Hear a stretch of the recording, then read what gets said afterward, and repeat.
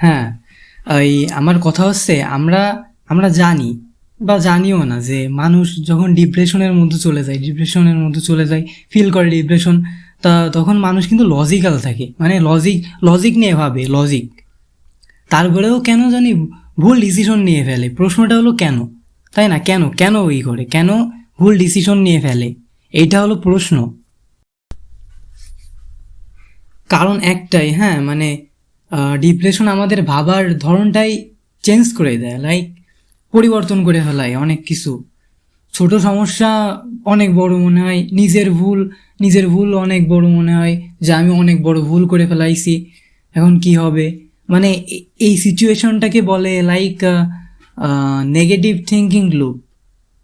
আর আর যারা ডিপ্রেশনের মধ্যে আছে ভাই, তাকে পাশে থাকা উচিত, কোনো বিচার করার কোনো দরকার নেই। তাকে একটু সাপোর্ট করলে ভাই নতুন করে ওই মানুষটা বাঁচতে পারবে।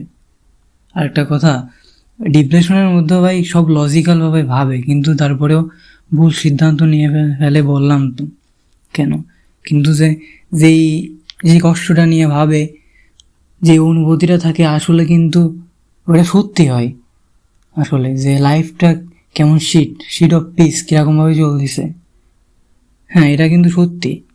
সবাই কোনো না কোনো সময় এরকম ফেস করিস, ডিপ্রেশন ফেস করিস, তোমরা তো জানো। একটা কথা, মানে এটা হলো আমার ফার্স্ট ভিডিও এই চ্যানেলে, তাই যদি কেউ দেখো, যদি কেউ দেখো তাহলে এটা লাইক করে দিও, এটা সাবস্ক্রাইবও করে দিও, যদি ভালো লাগে। নয় করা লাগবে না, বা ধরতেছি করা লাগবে না, তাহলে বাই।